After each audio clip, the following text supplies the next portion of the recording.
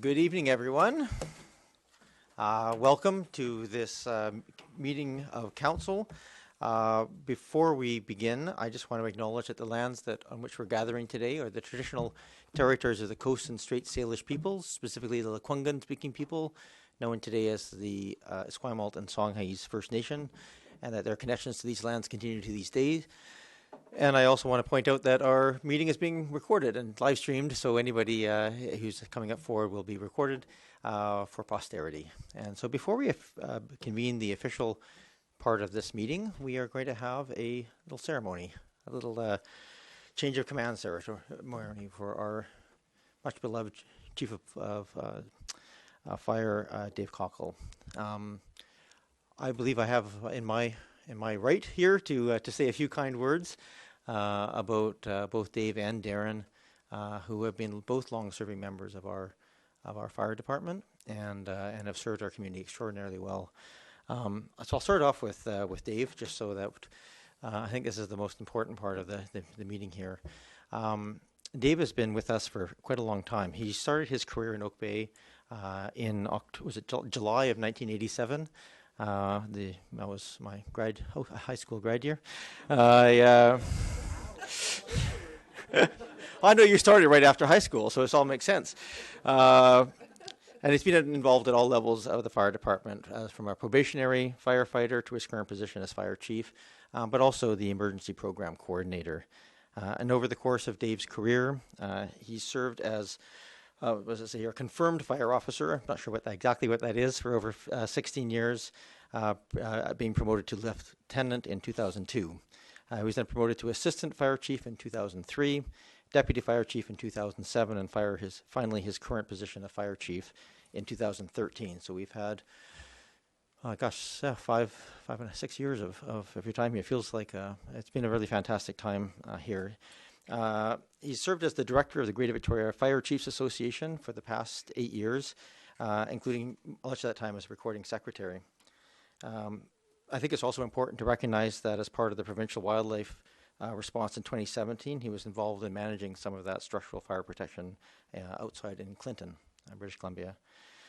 He's been an active participant in emergency management, and during his time an emergency coordinator, he's overseen significant progress in the district's capacity to respond in times of disaster, through engagement and education in the community.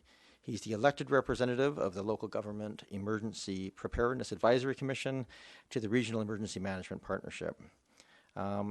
Internationally, Dave was a founding member of the Earthquake Alliance in Shakeout, BC, and it's really important to sort of recognize that, because that has had tremendous ramifications for us as a province and wider. Made that Shakeout, BC a household word throughout the province. And the net result of that, of course, is increased earthquake preparedness across communities. And whenever the earthquake happens, we'll appreciate that work. So you've really made a difference. In 2017, Dave was recognized with the Pacific Northwest Preparedness Society's Award of Excellence, and well-deserved. I think it's probably the thing I've seen Dave most outside of the fire hall has been his real lifelong volunteerism that he's participated in, both inside and outside of Oak Bay. A very active Kiwanis member for many years, serving in leadership positions. That includes president and director of the club. He's currently the chair of the Kiwanis Pavilion, as well as the vice chair of Rose Manor and director of the Oak Bay Tea Room. Finally, Dave is an honorary lifetime director of CFAX's Santa's Anonymous, director for his extensive involvement with Santa's Anonymous over the course of many years. Dave is joined, I think, tonight by his wife Darlene and daughter Kayla. That's right. Is that there? There's. So I just, on behalf of council, it's really a pleasure to thank you, Dave, for all that service. And for those of you who know Dave, always one to bring a smile to your face, and always sort of enthusiastic in terms of helping wherever it chips in, volunteerism or at the hall or at the fire hall. So thank you so much for that service, Dave. And I'll invite you to say a few words here at the end if you don't mind. But I also want to just say a few words about Darren, because while we're losing Dave in this role, we'll still see him around, we are gaining a new fire chief in Darren Hughes. And it's a real pleasure, Darren, to have you here and to welcome you to this role. Darren began his career with Oak Bay in 1992, so not that much long after, promoted to lieutenant in 2006 and assistant chief in 2013 when Dave took on this role. He's deputy chief in May of 2016. Over the course of his career, he's been involved in the community CPR program, the interdepartmental critical incident stress management program, and planning and development of the CRD's hazardous materials team. And I know they speak very highly of the work that was done there. During the wildfires of 2017, again, Darren assisted the province by staffing the Provincial Emergency Coordination Centre on Keating Cross Road in central Saanich. His duties in the fire branch included tracking structural fire protection assets province-wide, ensuring that the ability to quickly recount for and to redeploy assets if needed, and providing technical expertise on structural firefighting. As Deputy Fire Chief, and you're stepping into the big role now, but as Deputy Fire Chief, Darren has been involved in all areas of the administrative oversight of the fire department.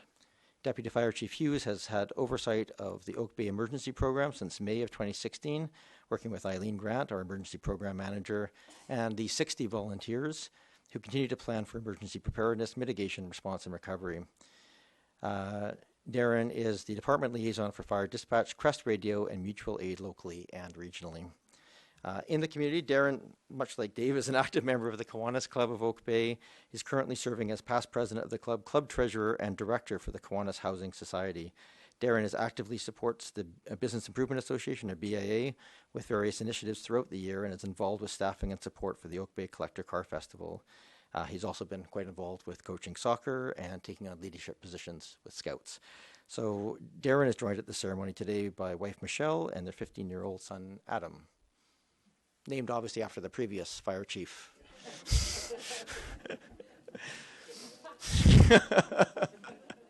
Obviously, it's a good way to get a job promotion there. That's how that works. Anyway, I just want to say thank you again, Darren.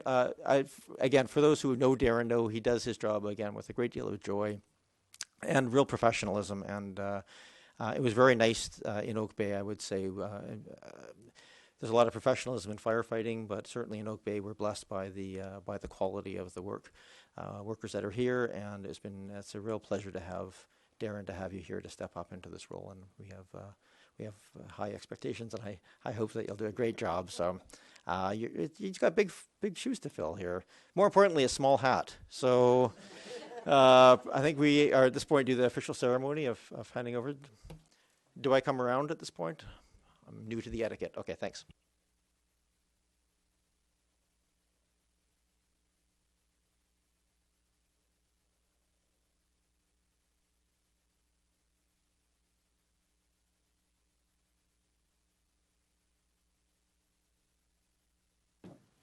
Is that working? There we go.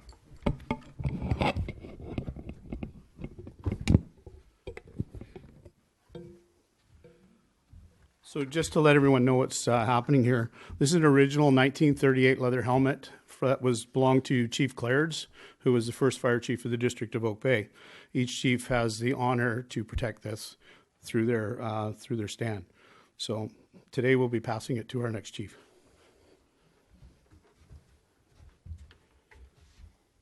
First.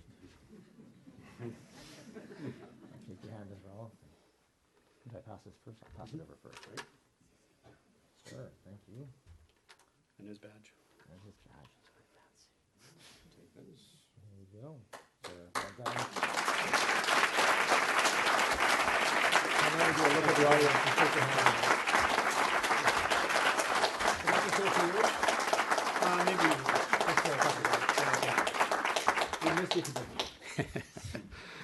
I'm always short for words, as everybody knows. I would like to say thank you very much for the privilege to have served here with the community. Certainly I'll still be involved in the community with all of my volunteer experience. But it's been a great pleasure and a privilege to serve in this community for my career. So thank you very much.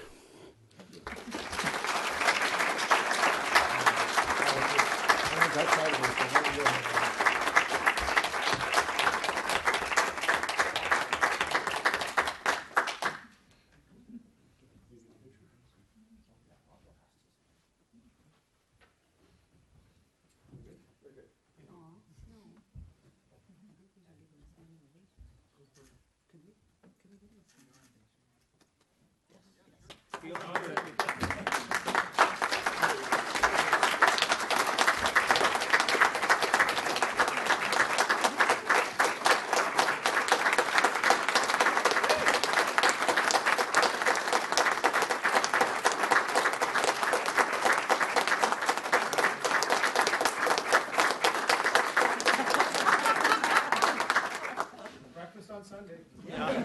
We're cooking. Thank you very much. Thanks, Steve.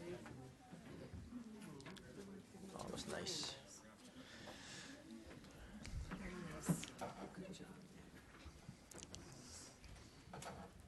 We'll give everybody a moment to file out. And thank you so much for the honor guard for being here tonight as well.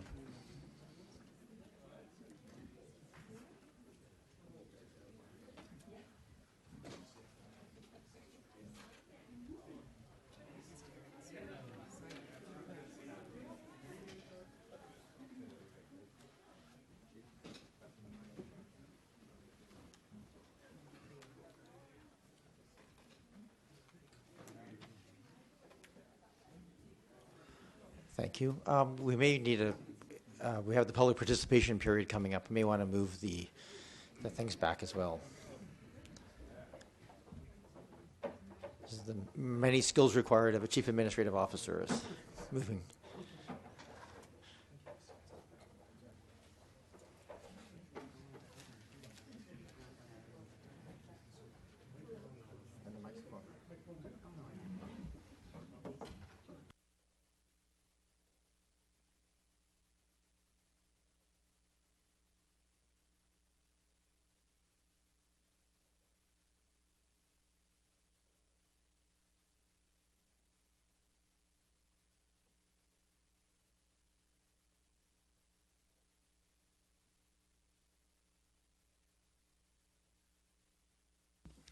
All right, thank you everyone for that.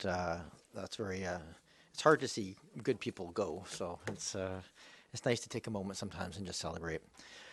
We have first item or second item technically of the agenda. We have the minutes coming up. So first up is special council meeting of September 17th, 2018. Moved. Move approval. Moved and seconded. Any discussion? All those in favor? Opposed? None opposed. Next we have council of January 14th. Move approval. Second. Moved and seconded.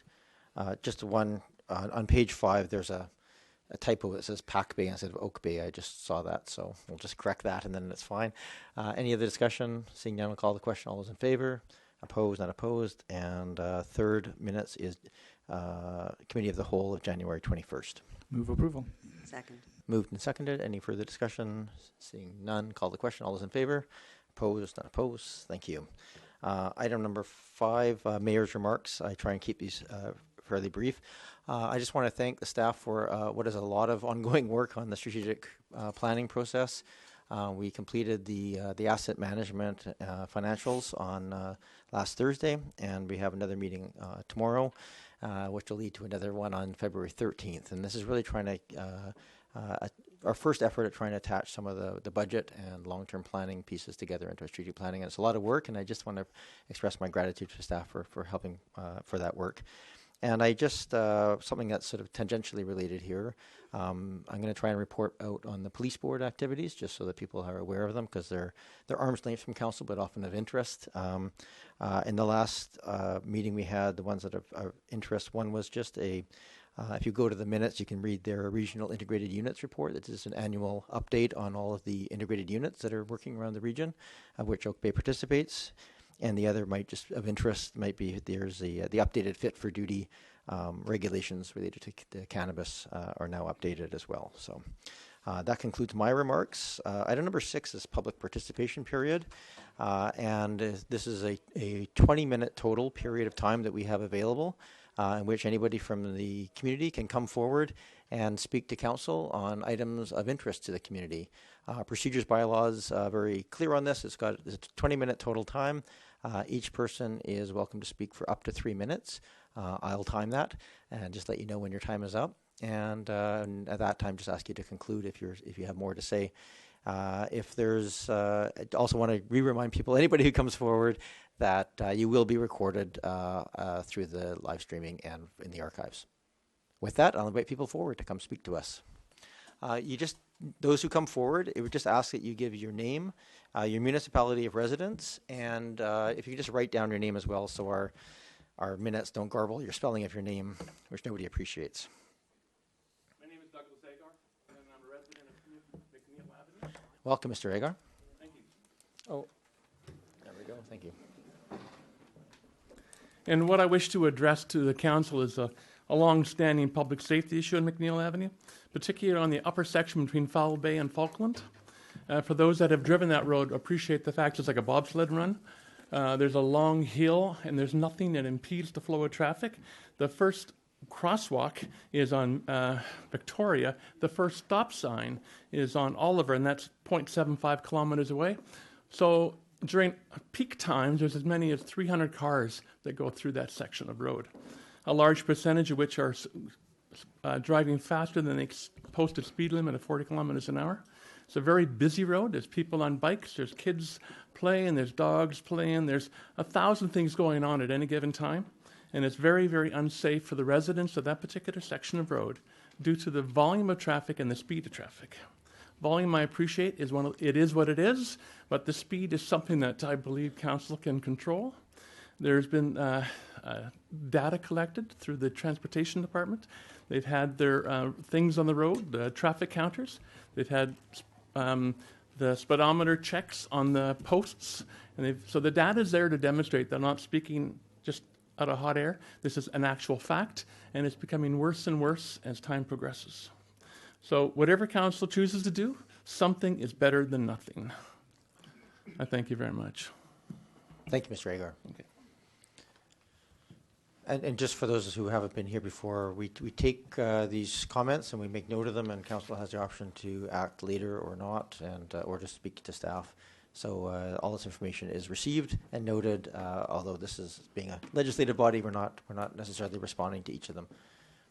Welcome. Thank you.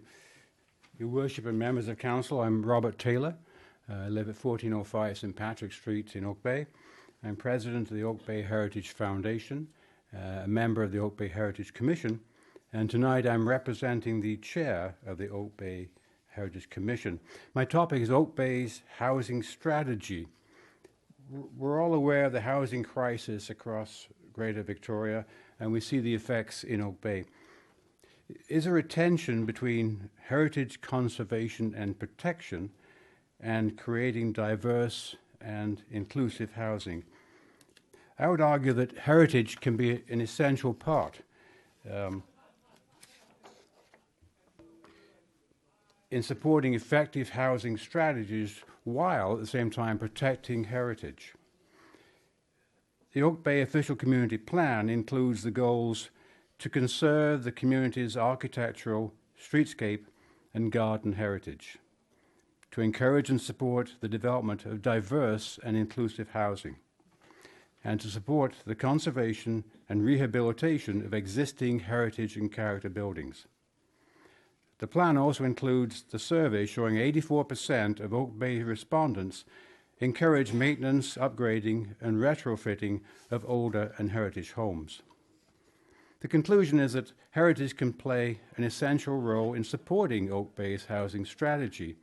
For example, Oak Bay Heritage supports older homes to be repurposed and or enlarged through such things as variances for additional built area to deter demolition. Many of these houses have small kitchens, no garages, makes them risk of demolition. Secondary suites, multiple houses. Variances simply to support the upgrading of older homes. And most importantly, a focus on successful outcomes. The policies must support the protection and repurposing of heritage and older homes and not be a barrier which leads to demolition.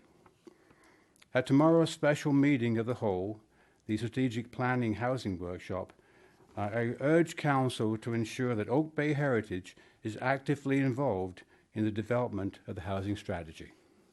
Thank you. Thank you, Mr. Taylor. Welcome to the next person. Good evening. My name is John Armitage. I'm a resident of Victoria Avenue. I'm an architect. I'm also on the advisory design panel. And I wish to address some remarks to the York Place HCA, which is on the agenda for this evening. Unfortunately, the public consultation period for the draft final document was somewhat buried in the election period, so I wasn't able to address any remarks in a formal way to council at that time. I think it's a very comprehensive and carefully constructed set of guidelines, treading a path between being overly restrictive and constrictive, and at the same time attempting to preserve some community values. It's the kind of thing that's been mentioned by many people in the community for a long time as a mechanism for recognising the special quality or magic of Oak Bay, which is essentially an aesthetic issue. Heritage values are bound up in that, and we're talking about aesthetic heritage values, not heritage values based on who lived where. That's more of a historical set of values. And reading through the guidelines, to me, it's also seen by a lot of people as setting an important precedent and almost a template for what might happen in other areas of Oak Bay at some point. Some people think the entirety of Oak Bay should have some similar kind of aesthetic oversight. I'm not going to call it a conservation area necessarily, but that kind of thing, an aesthetic oversight. You could think of the north of Lansdowne area as a quite special area that was developed in a special time period. We already have that for uplands. Some people might think of the Estevan area or the entirety of South Oak Bay. But unfortunately, I find there's a couple of areas in the guidelines that are rather awkward. And they had to do with the notion of complementary development. It's a very difficult term. It's wide open to massive interpretation. And the other issue is that the approvals process for any actions that are proposed within the conservation area relies almost entirely on staff. There's only one approvals process that is referred to commissions other than the Heritage Commission, and that process is for subdivision, which is the case today. Now, I don't believe I'm denigrating staff by suggesting that staff are not trained or experienced in areas of aesthetic judgment, and that it places too much of a burden upon them to expect them to rule on those issues. So I will just say, so this is coming to council tonight, but tonight's not the night we're really going to be delving deeply into this. We're really determining the process that we're going to be using for, to do with this. Expectation, at least, if we go to committee of the whole, and that allows for more fulsome conversation on it. Anyway, those were my remarks. Anyway, I appreciate that. I reached the end of my 3 minutes. Yeah, thank you. It'll take me another 3 to write my name.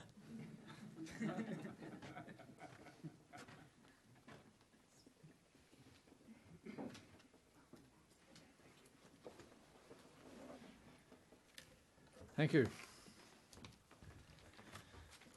Welcome. Thank you.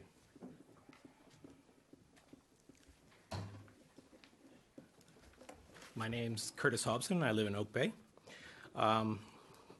Lots going on tonight on the agenda, and I am very, very excited about agenda item number 7. But what I'd like to speak to is sort of related to the last 2 speakers, and that's the active land use application agenda item.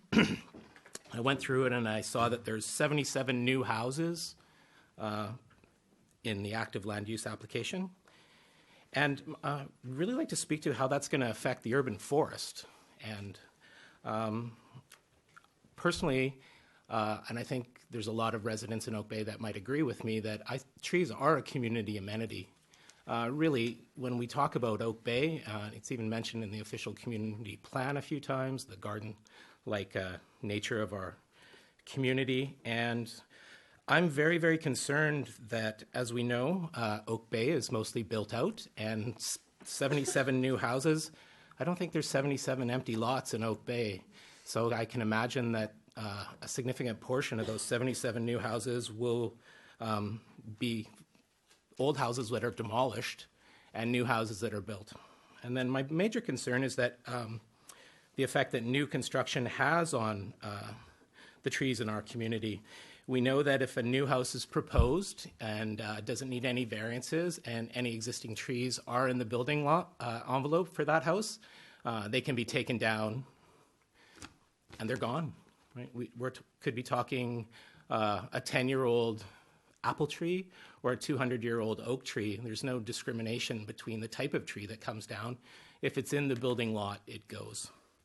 So related to that, I'm wondering if trees can be considered a community amenity, if there's room within your powers to generally state that trees are a community amenity, and if they come down, even if they're in a proposed building envelope, that I would hope we encourage to keep the trees and not knock them down, but if someone wants to knock down an 1,100 square foot house and build a 4,000 square foot house and clear the lot for trees, they can do it as long as they're within the building envelope. So I would encourage you to see if we can designate our trees as community amenities and relate that to the community amenity contributions. I know we commissioned as a community consultant who had a report in May, I believe. And I believe there was also a motion that some action or a report from staff would be available in September of last year. So here we are in January, and I haven't heard anything about that. So if you're going to move to Oak Bay and knock down a small house and build a big house and knock down all the trees on the lot, I think a community amenity contribution for that should be in order. And finally, I don't see... That is time, Mr. Hobbs. Okay, got one last thing. Zoning 0034. I didn't see it. Zone 0034. I did not see that on the active list. Thank you very much. Is there anybody... I'm just going to throw this to staff. You probably don't have this information handy, but do we have a timeline for the community amenity charges, community development charges report information coming back to this council? Yes, we anticipate it will be here in February or March. Okay, thank you. Is there anybody else who wishes to come forward? We have a few minutes left if anybody does. Seeing none. All right, in that case, that concludes our that portion of the agenda. And I'm just going to move my papers around here so I'm organized.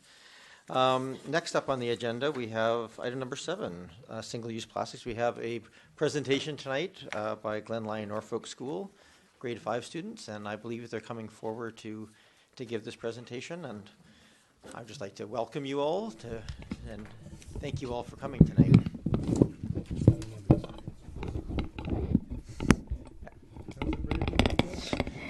Is that going to work for you guys? Out there?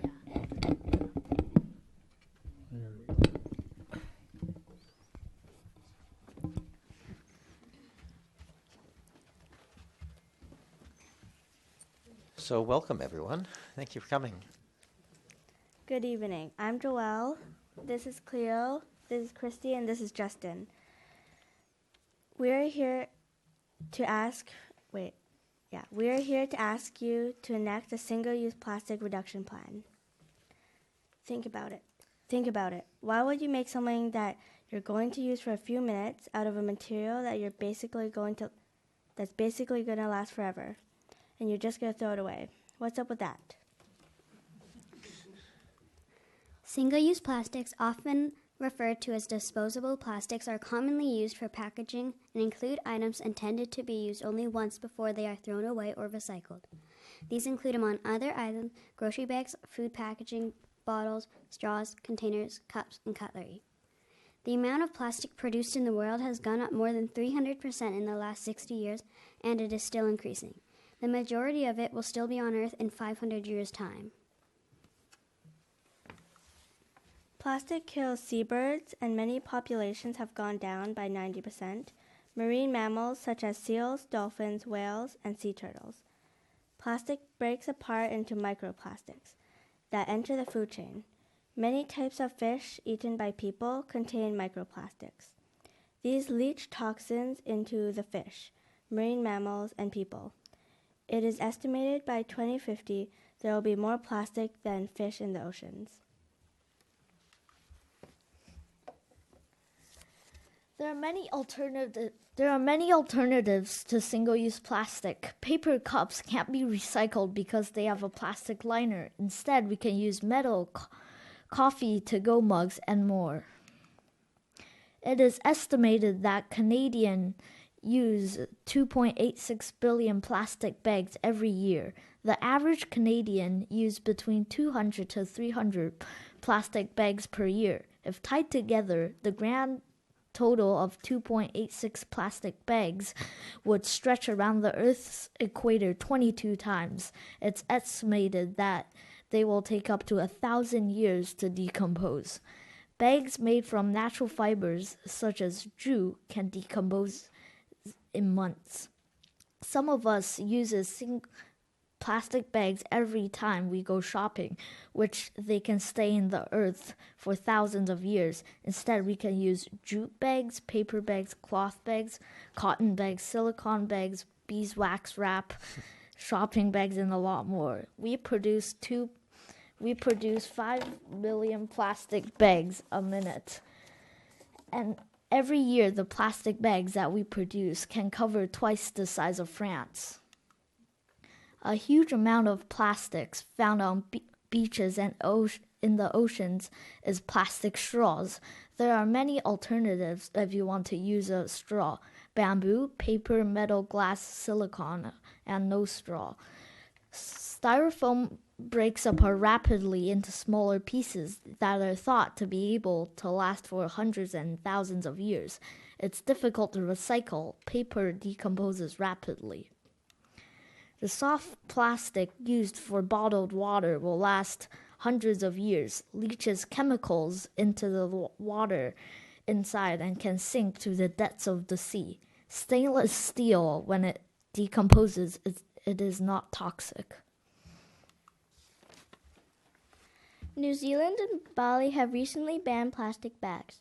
Canada and the USA have no country bans, but there are state and city bans. Many single-use plastics are now banned throughout the European Union. Students in Canada are being listened to. Surf Rider has started a schools program, and many BC schools have joined the fight against single-use plastics. We ask that Oak Bay Council support us and reduce single-use plastics.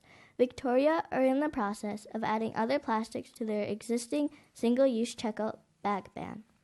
It's a very big topic. It does not just take one person to solve a problem like this, so come on in and try to make a difference with us. Thank you. Thank you very much for that. That was great. Very well presented. I love the slides. I will invite any questions of council to the GNS class if you have any. Councillor Braithwaite and Green. Thank you. Thanks for a very comprehensive presentation. I wish I had as much nerve as you when I was your age to stand up in front and talk to people. I am an avid backpacker. I hike all over Vancouver Island and beyond. I've hiked the West Coast Trail, the North Coast Trail, Nuka Island, Cape Scott, Haida Gwaii, everywhere. And everywhere I go, I see this firsthand on these beaches that are supposed to be pristine. And they're not. And we pick up as much as we can when we're there, but when you're hiking 120 kilometers, it's hard to carry all of that garbage back with you to civilization. It's really unbelievable to me when I see the amount that's on the shore of these plastics, and mostly plastic bottles, I have to admit, but a lot of other plastics as well. And then when you think about how much must still be in the ocean, it's astronomical. So tell me a little bit about the things that you're involved with Surf Rider, obviously. A few of the things that Surf Rider does to help collect and go out and organize people to go out and pick up garbage. If you can answer that question, it's not a, you guys aren't. So Surf Rider has a monthly beach cleanup, usually around the southern area of Vancouver Island, and then they have a yearly remote beach cleanup. So for a few days every year, they go to an uninhabited area and clean up all the plastic on the beach, and what they find usually is truly remarkable. They have literally truckloads coming off of that single beach. for just one follow-up. Please. So if an area or a municipality like Oak Bay were to ban plastic bags, how much of an effect do you think that would have if we go on board with Victoria and the other municipalities that are doing it? I'll ask one of the students to answer if they can. Wait, what was the question? Do you think banning plastic bags would have an impact? I think it would have an impact because it would help every, people and animals, because animals lose their lives and people can reuse bags instead of making, doing harm to the animals, and they can just do it for themselves. Thank you. Councillor Green, then Councillor Ney. Thank you very much for an excellent presentation. I really liked your slides, and I certainly liked what you had to say. I believe Oak Bay Council looked at this issue, a previous council, not this council, looked at this issue, but made a decision to wait and see how other municipalities made out with the issue. But I actually personally think that Oak Bay should move forward and be proactive on this issue, and I would totally support your recommendation to ban plastic bags and other plastics, single plastics. Tell me, are you at the little campus on Beach Drive? So what do you see on your beach there? Well, sometimes we see a lot of styrofoam bits and lots of cigarette butts, but a lot of times we do beach cleanups, and during recess time we do that too. So because of the location of your school, I would think you're probably experts in trash and garbage on the beach, and especially plastics. So I'm really grateful that you came tonight. Thank you so much, and I've learned a lot, and I will be listening to you. Thank you. Thank you very much. It's experts at the beauty of nature as well, not just garbage on the beach, I think I think some positive thoughts here. I should add that. Sorry. I meant, yes. Councillor Ney. Thank you very much to each of you for what you've presented. This is a very nice, tight, compelling presentation that you've provided. It's got some really good research that makes me think right now, as I'm sitting here, why don't we act on this? That's what I can't think of a reason why we wouldn't do this. And Councillor Green's quite right. We did bring this up back in, I think it was 2010 as a council. I know I made a motion then. There may have been a subsequent one, and we weren't ready to do that. And now Victoria, Esquimalt, and Saanich have banned it. And what you've prompted me to think, so this is why I really appreciate that you've taken the time to come out here tonight, that I'd like to talk with our council colleagues why we don't do what our neighboring communities have done. So I hope that maybe we can have a conversation, maybe even during new business or something, or during one of our committee of wholes soon rather than later, and see what direction this council would choose to go. So I encourage you to stay tuned here with what we do here in this community that you guys go to. Thank you very much to all of you and to your teachers for helping organize this. Thank you. Yes. Thank you, Councillor Ney. And yes, just so you understand our quirky processes of council, we as a body, we make motions and we debate those and then we bring them forward. So it's entirely possible you'll see a notice of motion coming out as a result of this presentation that would lead to a motion, and then that would lead to a staff report, and that would lead to a policy change. That's how we do things here, and it could have a fairly quick effect. So thank you so much for coming here and raising this issue to our attention. Councillor Green? Yes, thank you, Mayor, through you. And you know what? I think you asked the best question. What's up with that? So that's a question we need to answer to you. And when it does come back to council, I hope you will come and listen to the conversation and perhaps make some more remarks to help us. Thank you. Thank you. Thank you very much for your time. It was very much appreciated.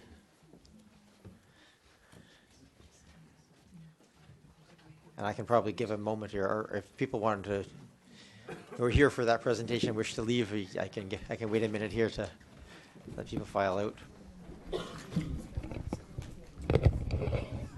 Right there.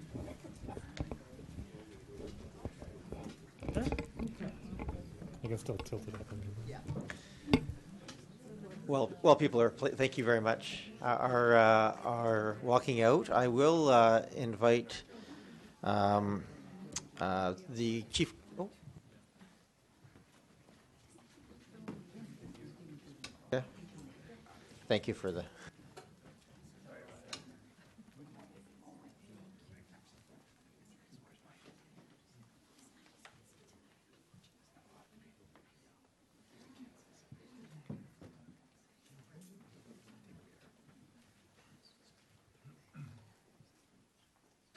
We have up next the Prospect Heritage Conservation Area proposed guidelines. One person spoke to it earlier. This is a, well, maybe I'll ask Mr. Donald to come forward here and just give a little overview presentation. We a little bit of history from Council's perspective. Council, about this time last year, started a process through a working group to consider what was an ask of many neighborhood residents to consider a heritage conservation area in this area. And Heritage Works was selected as the successful consultant group to help us through that process. And as I chaired that working group, it doesn't really make it practical for me to present to myself or to us. So I will, that working group is now finished completely. And the recommended guidelines are here in front of us. So I'll just hand it over to you. Thank you, Mayor Murdoch, and good evening, Council. So as my business partner just said to me, after that last presentation, you're toast.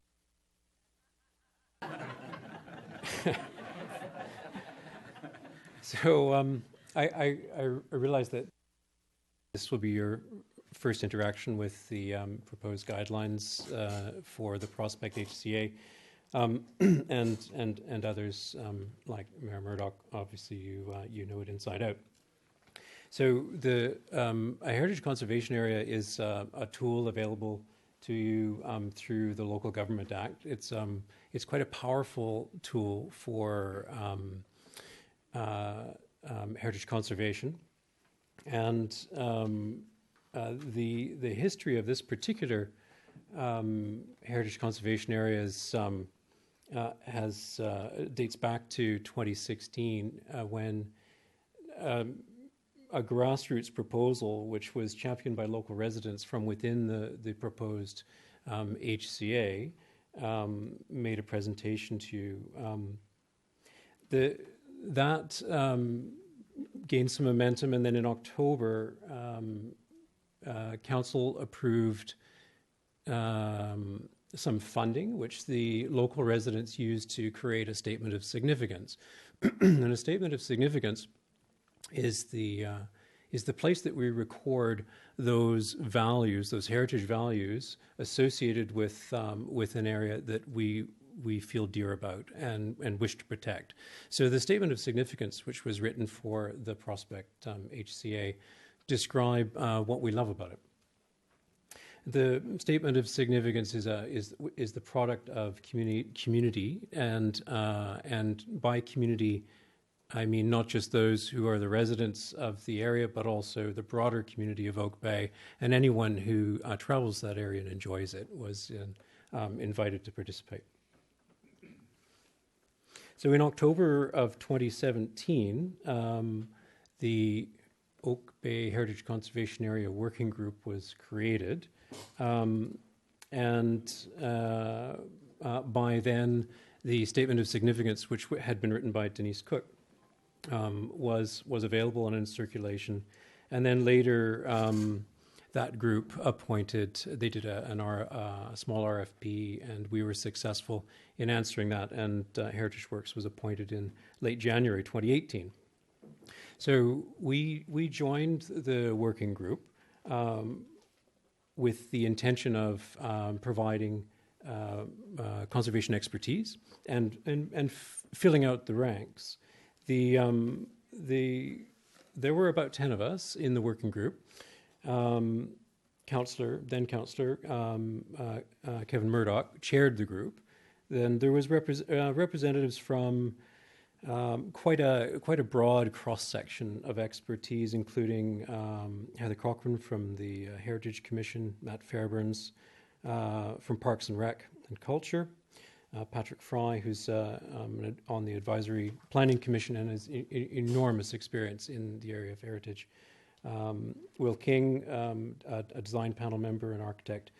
3 local residents, and then Jean Sparks, who you know through the Oak Bay Archives, and Andrew Stinson, also from the community.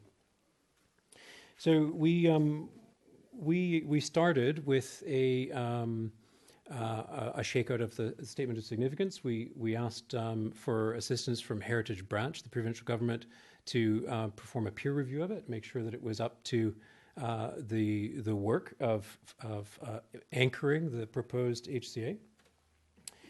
And then we did a bit of a scan of other HCAs throughout the province, and we looked to some international examples, but we stuck pretty close to home.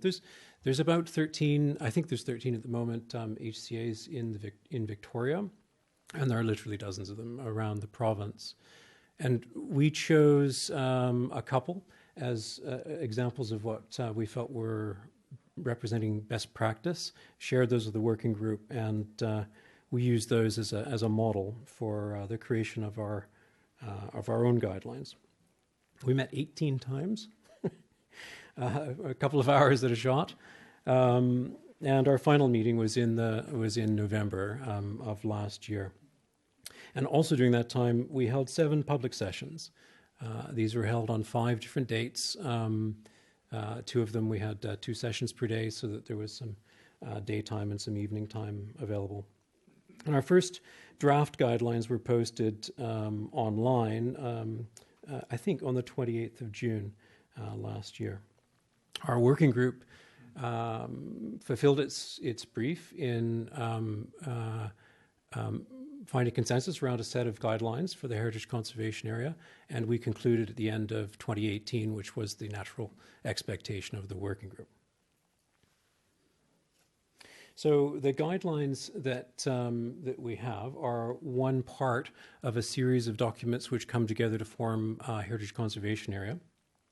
This, as you know, would be the first heritage conservation area in Oak Bay, and I think the working group felt the responsibility to get it right in as the first proposed heritage conservation area quite keenly, and we really tried to strike a balance between a robust enough recommendations for protection and flexibility for what the growth in other parts of Oak Bay would require. Not everybody is entirely happy with it. We've received quite a lot of comments from the public, and they range from it's not tough enough to it's too tough, and everything in between. I think generally what's moved forward with the draft guidelines represents the what we hope is common sense, and would, I believe, serve quite well as a bar for future HCAs to reference. So the HCA will now, the guidelines are posted in their final draft form. They apply to all of the properties within the Heritage Conservation Area boundary. There's 50-odd properties in the proposed HCA. And there's a document in the HCA guidelines which is called a schedule, and there is a distinction in the way that the Local Government Act works, that those properties which are scheduled as part of the creation of an HCA are afforded a very high level of protection under the Heritage Conservation Act. In our proposed set of guidelines, every property owner and every property within the proposed HCA would be required to apply for a heritage alteration permit to make substantive changes to their property. I should also just say that there's in that schedule the LGA gives us the option to schedule and thereby recognize the heritage values associated with an entire property or a feature or a building on that property. And there's some examples of that in there as well. In coming up with the recommendations for the schedule, the working group decided that the comfortable position to take would be to schedule all of the properties which were designated or on a current heritage register, and extend an invitation to community members to step forward and request being on the schedule. And additionally, there were some historic features which were in the public domain, and they were of public significance. And there's a number of them, particularly walls and gates, which were scheduled. Questions? Thank you, Mr. McDonald, and I just recognize Mr. Gorley as well from Heritage Works in the audience. So what's in front of us here as council is really, this is really the start really of the official consideration process for council. Council is the first time council officially gets a chance to see this document, to go through it, and really determine next steps. There's a number of options, but the obvious one is to send it to a community of the whole so we can have a more fulsome discussion with audience participation and input. But certainly I think if there's any questions or comments, particularly that staff might want to have answers to prior to that committee of the whole, that would be helpful. Or if the council sees fit to do something else with this document, send it to other committees. There's a number of options that could be done with it. So I just want to thank you for that summary. That was very well done. I don't think there's much that you missed. You did say every property in there had required a HAP. There was one. We did make one exception, and that is there is a specific strata which has its own guidance by as a part of a covenant that we're actually stronger than anything we do in an HCA. So while the geographical boundaries do include it, it's explicitly excluded from that process. Yeah, you're absolutely right, and thanks for the reminder. Well, I just recognized someone from there here, so I need to make sure I point that out to the audience. With that, I'll hand it over to council. Are there any questions of Mr. McDonald?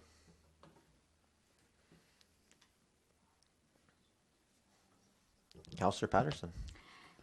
Thank you very much for your presentation, Mr. McDonald, and I would like to just acknowledge and thank all members of the committee and our mayor for their work on Oak Bay's first heritage conservation area.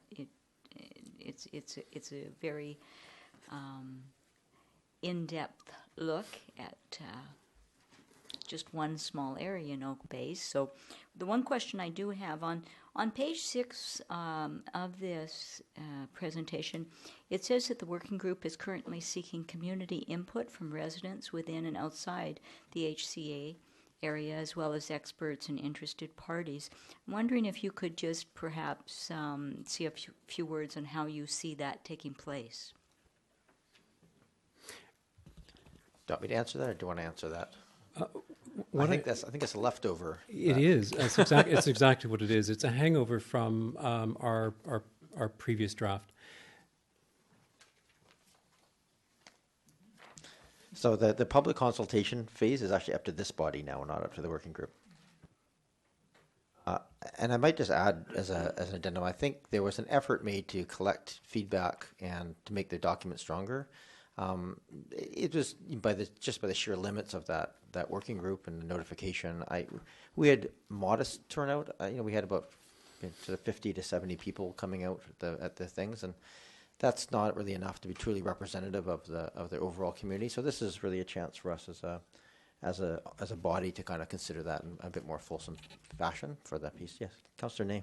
Just a point of clarification. So we're going to refer this to the committee. Is that right? Because I have quite a few questions, but I'm happy to reserve those for the committee meeting rather than use the council time up for that, where we can have we can put the questions out to staff and then have the interaction with the community.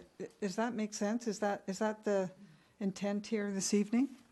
I think that's the best approach. I think we want to have a bit more fulsome discussion. It's better to have that probably at one table than at two. However, I would just say, caveat to that, if there's a question that you have that you think might require a bit of research or might require some taking away, we can maybe capture that now, and then staff can take it, or Mr. McDonald can take it, and we can make sure we have an answer if there's something along those lines. No? Councillor Zelka? Councillor Ney, are you finished? Just you? I think I'll reserve I'll mine. yeah, I'm fine. I'll let you have a look. If you want to come back, I'm certainly happy to. Thank you, Chair. So I thank you so much for this presentation. I'm very much looking forward to this becoming part of our official community plan, and would like to do whatever I can to expedite that process in whatever form we finally end up on. I think this is an absolutely essential part of preserving the heritage of Oak Bay.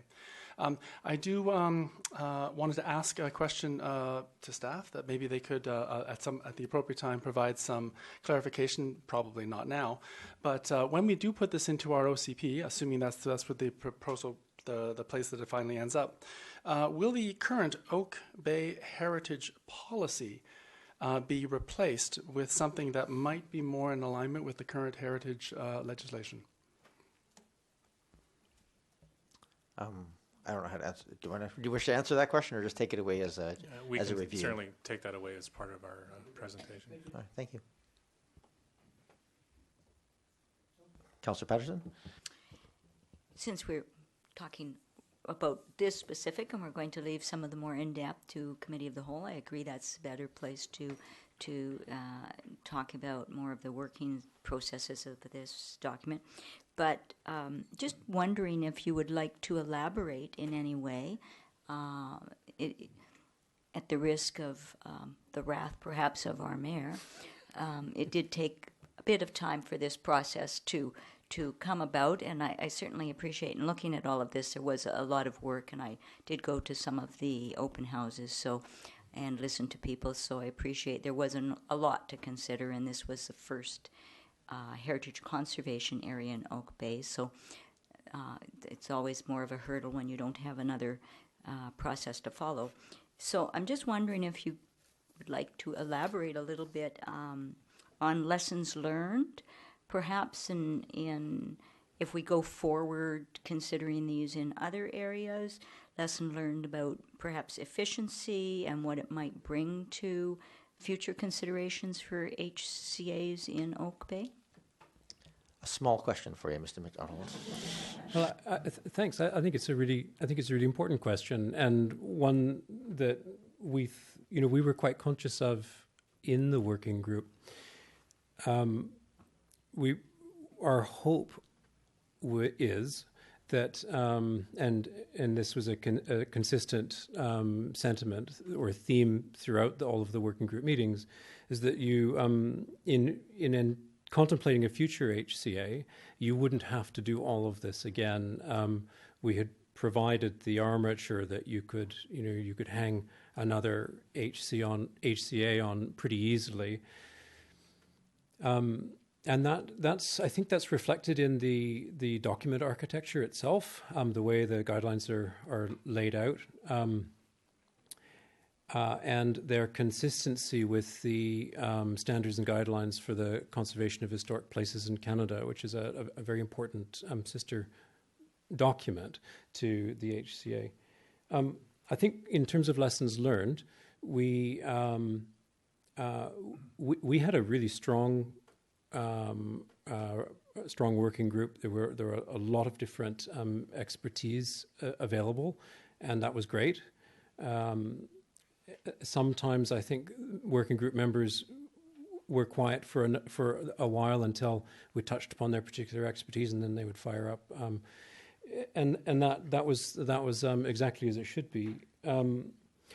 In going to public consultation, I think there's some lessons we can learn about better preparing the public and having a more formal process for alerting them to open houses, and maybe just facilitating a larger group, at least once or twice in that process. But generally, it went very well.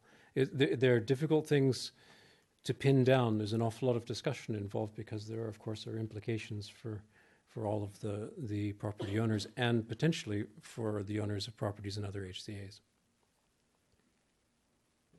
Councillor Green? Thank you, Marion, through you, and thank you very much for such a comprehensive report. This is really amazing, and I have waded through, and it's a lot of material to digest, but I think it's very valuable material.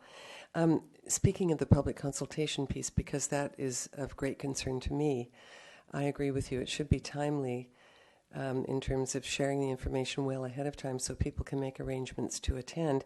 And I'm also thinking that we might want to consider a different venue, from Chambers, and perhaps something like the Monterey Center to encourage, better turnout perhaps. And this, if there was ever a time for town hall meeting, Councillor Braithwaite, this might be the one. But no, I do appreciate all the work that's gone into this. I'm grateful to the committee members and to our former chair and now mayor of the committee, and to staff for all of their support. So, but I do think the public consultation aspect of this project is critical, and it's the one area where we can really have a hand in how well or how not so well the outcomes are. And I would like to see good outcomes for this, because I think the HCA, this particular one, does bode well for the future of heritage in Oak Bay, and sets a precedent that I think people have been talking about and thinking about for quite some time. And it was just, how do we get there? And as long as the public feels involved, I think that's key. Thank you. Thank you. Thank you, Councillor Green. Councillor Appleton. Thank you, Chair. Through you, I do concur with Councillor Ney in the sense that I have a fairly long list of technical questions which will probably be reserved for a different format than this. So I'm sort of in the same boat as far as that goes. But while our experts are here, maybe I'll ask a quote-unquote technical question, which is probably, while we have them. I have a question specifically about the schedule of properties, and pertinent to what you mentioned during your presentation. There are what I count as 5 properties on here which are listed as recognized but aren't registered or designated properties but are on the schedule. So I may be misreading this as a non-expert in the area, but we have properties here which don't have a designation or a registry or included on a registry, but are, as I read this, are to be held to the same standard as the other properties which are on the schedule. So, and that may or may not be what the owners of those properties are interested in doing. So I'm just wondering about the mechanics of that. Mr. McDonald, do you want to? Well, I'll certainly take a stab. So you're quite right. There are designated, registered, and recognized properties in the schedule. I misspoke earlier when I said that it was only the designated and recognized which we adopted. The working group felt that was not too great a stretch to include those properties which were well understood to be adding significant value, cultural value to the neighborhood. So we did include them. Just to be clear, when it says recognized, there was an inventory of heritage assets undertaken by the municipality, and I think it's 86. So Stuart Stark was the heritage consultant hired at that time to do it.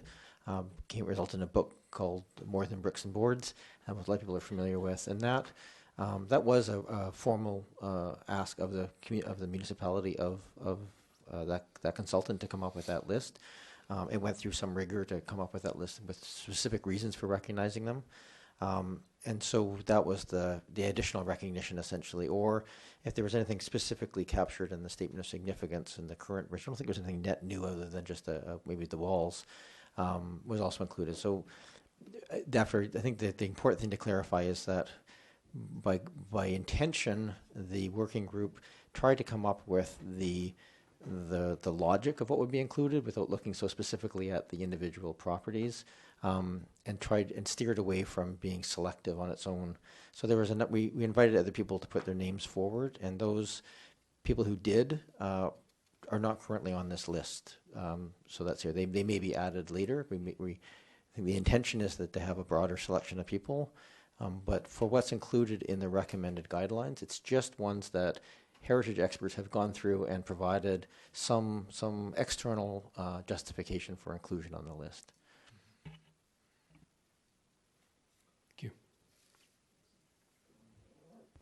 Councillor Braithwaite? So I think that if it sounds like everyone is going to ask most of their questions when this gets to the next step. So is it appropriate to? Yeah, I asked staff to. I didn't. There was nothing on the report that sort of gave a suggestion. So what they just gave me was, I think it's appropriate. So I'll read this out and see if people feel the same. It says the motion would be that Council receive the verbal report by Heritage Works and the associated proposed guidelines for the Prospect Heritage Conservation Area on behalf of the HCA Working Group, and further that staff be directed to bring forward a report on an official community plan amendment process to incorporate the Prospect Heritage Conservation Area for Council's consideration at a future meeting. And my understanding of that would be a committee of the whole. And that additional wording essentially would allow staff to lay out what the public consultation process is beyond just the committee of the whole, because there is some legislatively mandated process that has to go along with any changes as well. I would like to make that motion. I'll second, please. All right, any further discussion? Councillor Appleton. Just to clarify then, are we then directing staff to look at public engagement avenues which go beyond those things which are legislatively mandated? No, at this point it's just essentially just coming back with what's included in that process. And I think that would be a fair feedback from the committee of the whole if council feels like there's an additional process they want to have for a feedback loop. But I think it's important for us to understand what's going to be included as well by mandate. Prior to making any suggestions here, because I thought about, should we just add some suggestions at this point, but it's probably best for us to have all the information before we do that. All right, no further discussion. I appreciate there's some people here who came here interested and can't talk, but I think the intention is probably the February 19th Committee of the Whole is where we're going to try and get this to, so we'll see if we can get there or not. So this is the motion on the table. All those in favor? Opposed? Not opposed. Thank you very much, Mr. McDonald and Mr. Gorley, for all the work. Very much appreciated. And I'm sure we'll see you in future on this as well. So thank you. Thank you. And also, Mayor, thank you for your leadership of the working group. I think it's only fair to acknowledge that you put an awful lot of work into this personally as well. Thanks very much. Actually, I should probably make a note of just to thank, I don't know if anybody in the working group, or there's Andrew in the back. Who else is wave? Okay, it's a bunch of us. Could all the people who worked on the working group maybe stand up? Because I can't see anybody in the back there. Oh, there's also.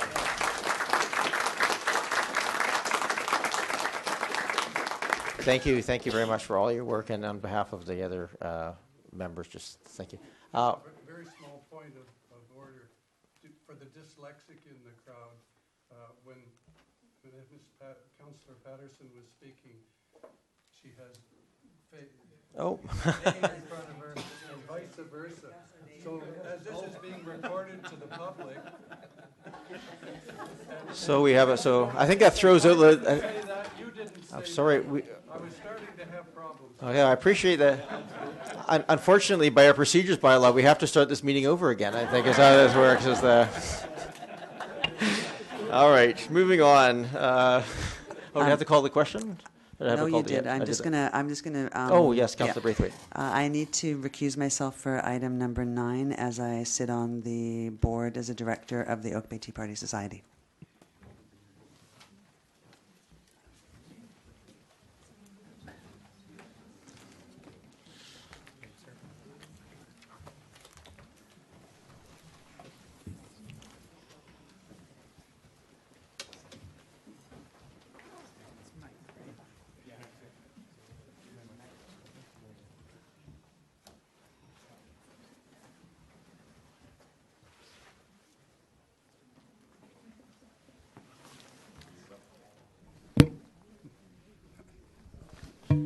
You know how much we're deflating the room a little bit with this. That's okay, because you know how much I love these things. So I think I'm good. I don't know. Can you hear me? Usually I stand in front of the speakers and get feedback, and then I get in trouble.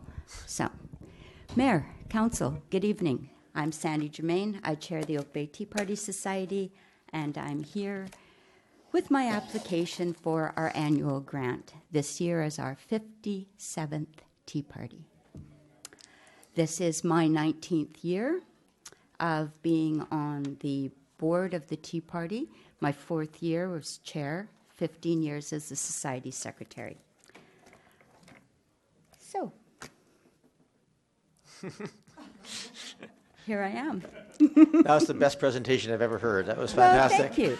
Thank you. Is there anything else you want to add before I'll open up to questions, but I understand the ask here is that we haven't asked for funding, and we have essentially three options. We can say yes, we can refer to estimates, or we can say no. Those are three options. I should point out that we have asked for the same grant amount for the past 19 years.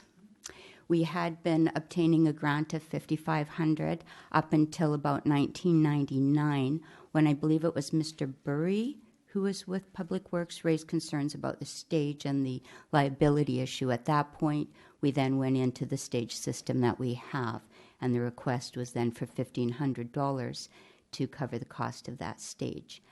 The stage has increased 3 years ago to almost an extra $1,000. I think it will probably go up again. We haven't asked for any additional to cover that cost, as we've found ways to raise the money to cover it without having to come to council to ask for an increased grant. Thank you very much. You're welcome.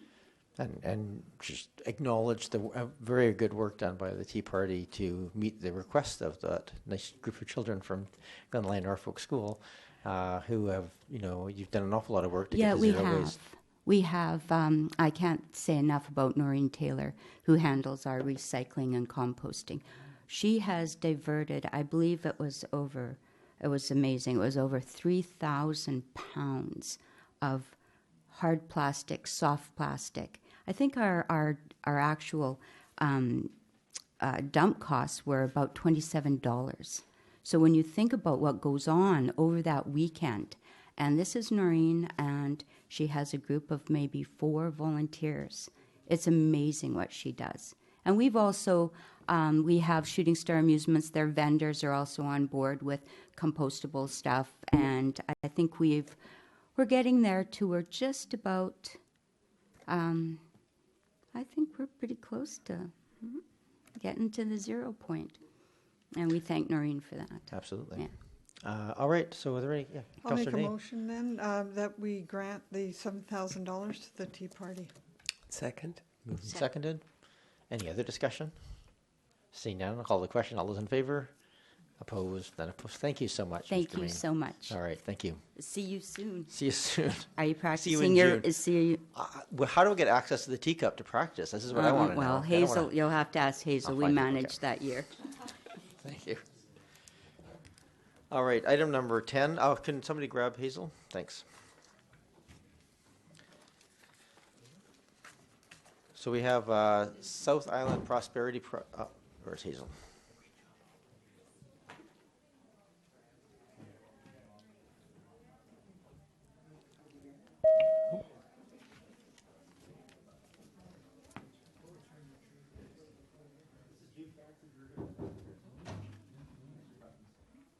All right, welcome back, Councillor Braithwaite, and we're on to number 10, South Island Prosperity Project Committee appointment. We have a motion there if people are comfortable with it. Yeah, motion to approve the appointment. Second. All right, any further discussion? Seeing none, I'll call this. All those in favor? Opposed? Unopposed? We have now item number 11, quarterly report of active land use applications. We have Ms. Jensen here, I think, to answer questions on it. If there are any questions of her. This is a regular thing that we receive. Councillor Zelka. Thank you so much, Chair. A question through you to staff. Thank you so much for this wonderful report. I always look forward to seeing the incredible amount of work that your department does day in and day out. I wanted to ask, one day, if we ever get this, I think we use a system in-house called Tempest, and many of our other districts and cities nearby have a web interface to that Tempest system. Is the intention that I imagine when I look through the other websites of the other sites, other cities, I see similar information. I would imagine that if we ever did do that Tempest web interface thing, we would actually see the same information, and then we could avoid this whole report. The question, it's a hypothetical question. I thought I'd ask it through, please. Well, I'll change that question to, are there any plans currently or a timeline attached to making this kind of information more available on the website? We have no timeline at the moment, a lot of it based on the technology that we have available to us right now and the staff resources that we have available, but it is definitely on our radar. We're looking at it fairly regularly. Okay, thank you. Councillor Patterson? Yes, thank you. Through you, Chair.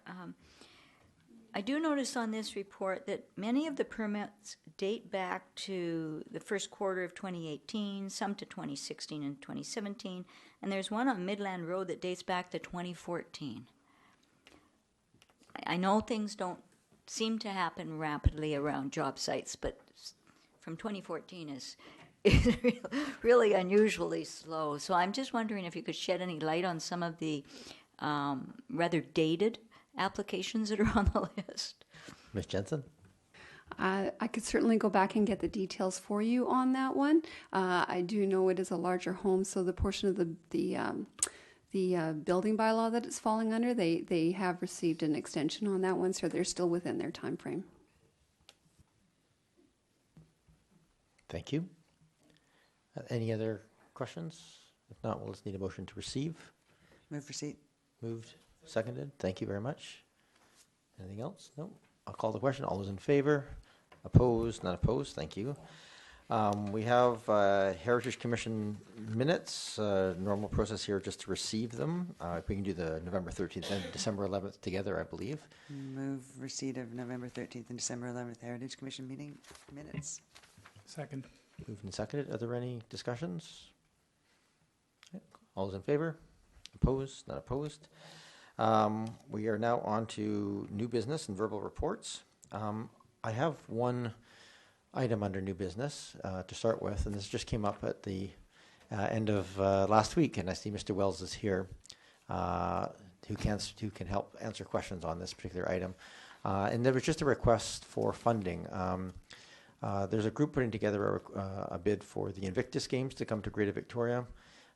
They are having some funding from the City of Victoria, City of Langford, and we had a joint conversation with the Mayor of Saanich, who appear to be willing to fund as well at higher levels than what we're looking at. They asked was would Oak Bay be willing to chip in for the bid package process. So this is putting together a bid package. So that's the ask in front of us, and I don't know, Mr. Wells, would you like to say anything else to this group? It's always awkward having information coming to us sort of last minute under new business, but maybe a little bit about the timeline that you're asking for and the reason for the ask. Mayor Murdoch, Council, thanks for the opportunity here to stand in front of you tonight. Yes, it was good talking sorry, I should to you. just ask your role as well as the... Yes, so my name is Keith Wells, Executive Director of the Greater Victoria Sport Tourism Commission. This is the organization that took over from Sport Host Victoria, which was ably run by Hugh MacDonald for 20 years. So last April, Greater Victoria Sport Tourism Commission was the organization that took over, and it's at Tourism Victoria, at Destination Greater Victoria. So the job that I have is to bring interesting new events to Greater Victoria from a sports standpoint. And we were approached in the fall with the idea of Victoria bidding on the Invictus Games for 2022 for Greater Victoria. Peter Lawless is the Vice President of the Canadian Olympic Committee, a Victoria lawyer who has been involved with the Canadian Paralympic Committee for a long time and with the Invictus Foundation, and he's steaming this idea forward. We have a committee that's been formed of, involving people from the sports community, from the universities, and with the idea of exploring the idea of bidding on the event for 2020. It would be in June of 2022, rather. And so we've received notification from the Invictus Foundation in London that they want our bid. The bid has to be in by March 29th, really a tight timeline for us to get a proper bid together. And to do this properly, there is an expense involved. We've ballparked up to $100,000 to do this properly, to have it properly written, the video component, all of the rest of it. We figure we can do it for $70,000 to $80,000. And we've been in discussion with Saanich, Langford, City of Victoria, and Esquimalt, kind of the core municipalities that would be involved in this, looking for support for front-loading to help with this bid. We've sent notices to the mayors asking if they're interested. And again, from Langford, Saanich, and Victoria, we're asking $20,000 from each of those municipalities to help us put together this what could be a successful bid, and we were suggesting in the ballpark of $5,000 from Oak Bay or Esquimalt, if that is something that makes sense. And at the end of the day, if we're successful in bidding on this event, the event will cost about $40 million altogether. Municipalities would be, we're ballparking, that the formula that we've come up with is 10x would be the maximum that you would have to pay. So at the end of the day, if Oak Bay is interested in being involved in the Invictus Games, $50,000 would be what we would be coming to you and asking for in that $50 million bid. That would be the component. And again, for Victoria and Saanich and Langford, it would be $200,000. Everything else is the government funding. It's contingent on that. The ask is out there federally, provincially, and we will have an answer on that within the next week to 10 days. So this is all happening quickly, and we thought that it would be a good idea to try and get in front of various councils and just put that idea out there if you're willing to help us, support us in this bid book idea. And I would add as well that obviously, from an Oak Bay standpoint, what events might be possible here. In Sydney at the Invictus Games last year, there was a sailing component that I could see, very likely could take place at the Royal Victoria Yacht Club, and University of Victoria as well would be where the wounded warriors would be housed with their families. That's all a big part of this event, and multiple events there as well. Okay, thank you, Mr. Wells. And just to be clarification, this if this body on short notice decides to fund $5,000, it does not commit us to $50,000 in future. No, absolutely not.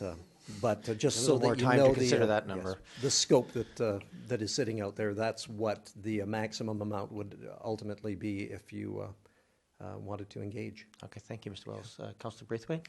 Thanks. That was my first question. So you've answered that one. Can you tell me how many participants there would be? Yeah, there's 600 is what we're looking at, 600 wounded warriors from around the world. And the interesting thing with these games is that they each are allowed to bring 2 family members.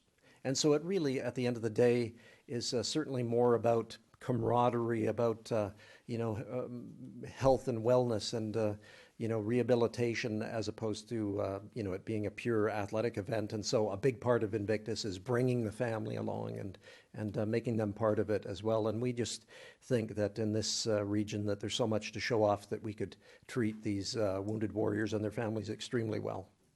And if I might, I think I heard you say that they would all stay at UVic. On the base or something like that. We're discussing this right now. The new housing that is going up at UVic, we're looking into the timeline, this week with the new facilities that are going up that would have better accessibility, which is obviously a big deal. And so we're awaiting word on that. And ultimately, we would need, accommodation for about 1,500. So I have 2 more questions, I think. Yes, go ahead. Thank you. Dollars that this might bring into the community, I think that would be top of mind to most people. So if you have an estimation of what that might what that might bring? Yes, at this point I don't have an economic impact kind of, anything that would be accurate that we could ballpark. I know this, that from, this Greater Victoria Sport Tourism Commission that is kind of bolted on the side of Destination Greater Victoria. It's really about, promoting the region and this kind of thing. And there are very few events that are out there, period, that would deliver the kind of international, media attention that an Invictus Games would. And the scope of it makes such good sense for our region. I really believe that. But as far as hard numbers, don't have anything like that at this point just yet. And then the number of volunteers that you think this might need to be able to move forward. Again, the scale of it is really manageable. There are a lot of events that take place, sporting events, tournaments that we have in the region that have less than 600 competitors. So I believe that at the end of the day, it's going to be a very manageable number. I don't have the exact numbers at this point, but that is one thing that with this new position that I'm working at, and we had some support for the 55 plus BC games that will be coming to the region in 2023, and the fact that we haven't had a multi-sports games here since the year 2000 in the region. There really is a need to have more of these events to get our expertise back up as far as volunteering and officiating and all of this. So at the end of the day, if this is a success, this will really be helpful to start getting that volunteer component working again. And lastly, I know we were at the Film Commission meeting today, and that might be a good place for you to go and see if they will make a film for you to put in with your bid, because there was a director sitting at the table with me. So you might want to talk to Kathleen Gilbert about that. And then lastly, what happens if you don't get the money, the $70,000 to put the bid together? If we give, for example, if we give money, have you received money from anywhere else yet? My office has committed $10,000 towards that initially to help fund it. And the feedback from the other municipalities has been very positive so far. Langford, for instance, the city of Langford is a platinum level supporter of the Greater Victoria Sport Tourism Commission, and it would be nice to have the municipality of Oak Bay on some level as well, because we continue attempting to bring sporting events to the region, and that we're confident that we will reach that number one way or the other through sponsorship. Thank you very much. Yeah. Thank you, Councillor Patterson and Councillor Ney. Yes, thank you, Mayor. Through you, is it fair to say that the Invictus Games is one of the sporting events that is really gaining momentum globally? Well, unfortunately, I believe it is the whole concept of military people being wounded, and I believe that the entire concept is so remarkably positive, though. It's certainly way beyond a sporting competition.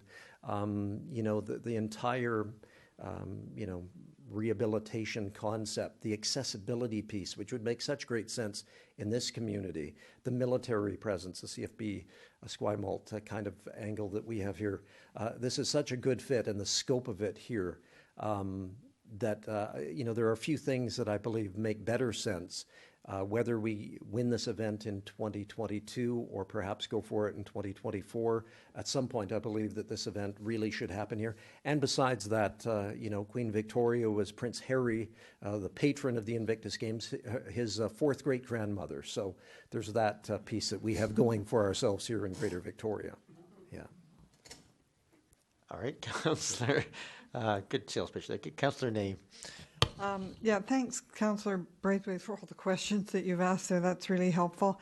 One of the things this is a terrific event in my mind. It's great community building and an economic driver, and just the nature of what you're supporting here is really good. And I noticed that the Victoria Yacht Club might be one of the venues and stuff, so it adds to our community too. So I was just wondering, with the $70,000 you need to put the application together, you've said $5,000 for our community. How did you come up with that number? We've looked at, we really have a great advantage with our bid, because we have a number of people that were involved in the Toronto 2017 Invictus Games. From the standpoint of the COO is on our committee. Other people that have were involved in the writing of the bid for Toronto in 2017, which is a real advantage.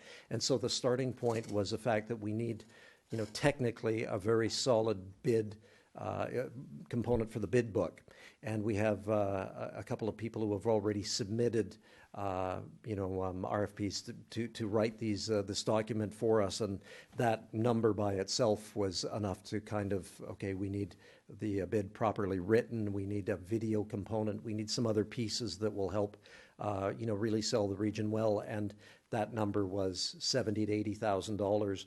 The original number that Toronto spent, I believe, was $200,000 to create a winning bid. It's competitive. It has to be done properly.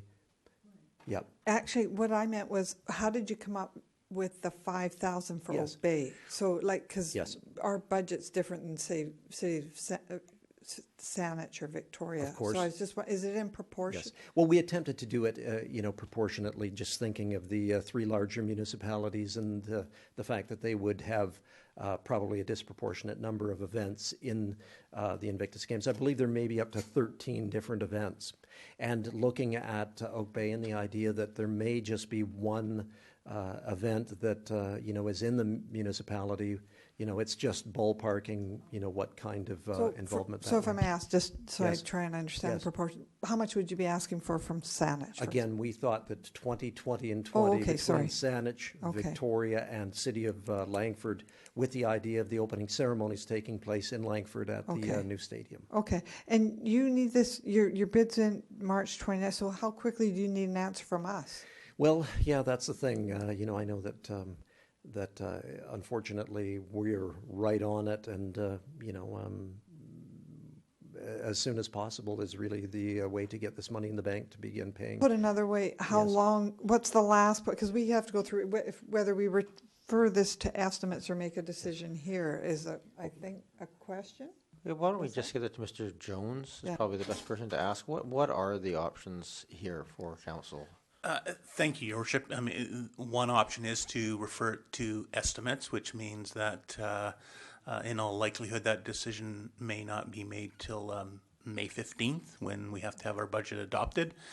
The other option is to say no, and the other option is to approve it today, and we'll include that $5,000 in the budget and be able to make a payment very shortly. Councillor Braithwaite? Do we not have, I'm sorry, through you, Chair, do we not have a certain amount of money that's kind of in reserve for our grants, or does this not fall under that? Your Worship, yes, we do. If I may, I thought it was around $8,000 that we still had left in there. Yeah, it's somewhere between 5,000 and 10,000. I don't know the exact number. So you're referring to the unused grant portion from 2018 is what you're asking? Your Worship, this would be a 2019 expenditure. Yeah. So just to be clear, because it's 2019 now, so we would use that from 2019. Thank you. And I have Councillor Green, then Councillor Zelka. Thank you, Mayor, and thank you, Mr. Wells. That's really interesting. I'm very aware of the Invictus Games. So my question really, I'm sorry, not to you. I just wanted to make a comment, but through the Mayor to staff, could you just clarify for me, so the grants and aid funding from 2018, there is a surplus, is that correct? Your Worship, I don't know what that surplus might be. There may be, but just to be clear, this is a 2019 expenditure, so it would come out of 2019. So we can't roll that surplus over? You can, yes, you can roll it over. So to speak. But it's rolled over with everything else you have, right? That you might want to do that. So I think if this is something that council is interested in pursuing, it's certainly something I think that could be accommodated. Okay, thank you. I think it's just wisest to treat this as part of our 2019 fiscal considerations. Correct. And not try and, because we have the surplus from last year, but that's not trying to, yeah. Councillor Zelka. Thank you so much, Chair, and thank you so much, Mr. Wells, for this excellent presentation. I'm very intrigued with the Invictus Games. I look forward to giving the Queen another opportunity to drop her mic and maybe a throw down and challenge our Prime Minister or our Governor General to some sort of a challenge, whatever that'll be, for that our noble men and women of the armed forces can somehow stand up to. So, and at the appropriate time, I will be supporting a motion to go forward to hopefully to fund you immediately. But I did want to ask you a question. I see that the 2020 Francophone Games are already in motion, and they will actually have part of their sport here in Oak Bay. I think the BC Seniors Games, I'm not sure whether, I know that they're in Kelowna, but I'm not sure whether they have anything coming up in this area. Yes, 2023, Greater Victoria won the Yes. 55-plus BC Games. And yes. I also noted that at least the head of Black Press tried to bring the Commonwealth Games here. So there's at least a couple of copies of bids lying around that I'm sure might be able to be useful in this process. So well, you know, it's a very good point, and believe me, when we saw the initial what it may cost us, we do have at Destination Greater Victoria the North American Indigenous Games bid, and a lot of the information, the immediate reaction was we can repurpose a lot of this. And by all means, we're working to make this as absolutely as reasonable as possible. It's an expensive proposition in that, but we're very, very conscious of all of that. Well, and we do have a society, the Greater Victoria Invictus 22 Society has been formed. Wonderful, that's wonderful. On that point, I'm pleased to see that you're going hat in hand to all the various cities and districts and towns across the area.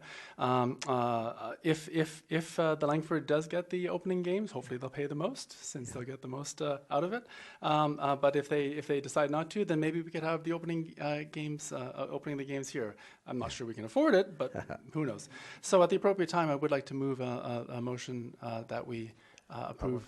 Make a motion. I'd like to move Second. that we Go ahead. approve the $5,000 out of the 2019 funds immediately to support the bid. Okay, so we have a mover and a seconder. For any other discussion? I just noticed there's 13 different sports and there's 13 municipalities. Just saying. No pressure. No. Okay. I'm not going to go down that rabbit hole. Let's any other discussion. Councillor Appleton. Just very quickly, I'm also in support, and so I won't belabor this, but I feel like it's important for me to bring up just how profound the positive effect that events like this have. Having had close friends who have come back from combat with both serious physical injuries and mental health challenges that persist. I know that hearing from them directly that events of this nature really make a huge difference in their lives. And so I'm just bringing that up. I think everybody sort of understands the significance and the importance of events like this, but I also bring it up specifically to honor their experience. And I think we should take advantage of the opportunity. Okay. Thank you. With that, I'll call the question. All those in favor? Opposed? None opposed? Thank you, Mr. Wells. And thanks for coming down tonight on short notice as well. It's much terrific. appreciated. And I'd like to update you as we move forward, of the vision we have when we start to really understand, where the events will take place. And at the end of the day, quite honestly, to that point, I think this would be the impact this would have on this community, and even the accessibility idea and making our community more accessible, but I think it could be remarkably powerful. And the picture that we have, just as a point, the nightly award ceremony, we kind of envision a symphony splash kind of barge and entertainment and 50,000 people a night in the Inner Harbor in June of 2022, celebrating these men and women, and I just think that this could be, pretty remarkable for us. So thank you for your support, and we'll report back on how we progress. Thank you very much. Thank you very much. All right, have a good night. Next up is just report on the capital. New business. Sorry, other new business. I was just wondering, Mr. Mayor, in light of the presentation earlier about the plastics, I'm wondering if it's appropriate to give notice of motion to council for a motion to ban single-use plastics. I think, yes. Okay, so that's your notice, council. Yep. Okay. I might suggest to you that we can talk a little bit, but we should probably decide if that's going to come before or after the strategic planning process, but it should certainly be included in that process as well. So, yeah, Councillor Braithwaite, or Councillor Green. What is my... Okay. I just wanted to acknowledge through you, Mayor, to staff. I don't know if anyone has noticed, I'm hoping the public has noticed the new agenda format for our meetings. And I just want to thank staff very much for implementing this change. It provides a synopsis of what the agenda item is about at a quick glance. And it's very much appreciated because I know I bugged you a little bit about it to staff. So I'm very appreciative that we implemented this. And I believe it was Deborah Hopkins, our Deputy Corporate Services Officer, who implemented the changes. And I believe she imported them possibly from our neighbor, Saanich. Anyway, I'm grateful. Thank you very much. And I hope the public feel that the agenda format is more informative. I believe it is. Thank you. Thank you. Is there any other new business? We'll have other verbal reports afterwards as well. No new business. Oh, go ahead, Councillor Appleton. I just feel on behalf, in my capacity as trustee for the Greater Victoria Public Library Board, I feel it would, I think this may be common knowledge to everybody, but I feel like it's important to report back formally that the GVPL concluded labor negotiations with the QP local that services the GVPL, and that was concluded successfully right around the holidays and just shortly thereafter, to everybody's great happiness. And I think everybody's really pleased that was that was resolved and to everybody's satisfaction. So I know that they're moving forward now with a much greater degree of certainty. So I think that's already public knowledge. I think everybody knows that, but I just think it's important to enter it formally into the minutes as representative. Thank you very much. We've got everything kind of mixed up between new business and verbal reports, so I'll take anything you want here, and I'll do CRD at the end. Councillor Green? Just quickly, Councillor Braithwaite mentioned this earlier, but she and Councillor Patterson and myself were in attendance today for a presentation by the South Vancouver Island Film Commission with Kathleen Gilbert and her staff, and it was really well done. And we are a major contributor. We also are a major beneficiary of the filming work that's done in Oak Bay, and there's quite a bit of it. So anyway, it was very interesting, and I'm glad we support the commission. Thank you. Anything else? Okay. I'm just a little quick CRD update. Strategic planning continues this week. So you'll probably see that released probably at the next CRD meeting. And just want to raise awareness to everybody here that we had the Core Area Liquid Waste Management Committee meeting. It's a mouthful. And it was just, but it was in the news, but just an update that the principal consultants, the project board that is looking after that project, did announce that was the first time they announced that there was a significant risk of them going over budget on that project. So I'm just sharing the information. It was bad information after reading like 1,000 pages of technical reports to get to that meeting. It wasn't I wanted something happier. That's all my report from the CRD. So with that, we'll move on to the next item, which is item number 14, development permit, DP 000024, 2020 Oak Bay Avenue. I'll move the resolution. Second. Moved and seconded. This was at committee of the whole and recommended to council to approve last week. No variances. Any discussion? Seeing none. I don't have my notes in front of me. There's no need to. No, it's not. I'll call the question. All those in favor? Opposed? None opposed. Thank you. Move adjournment. Moved and seconded. Second. All those in favor? Opposed? None opposed. Thank you very much, everybody.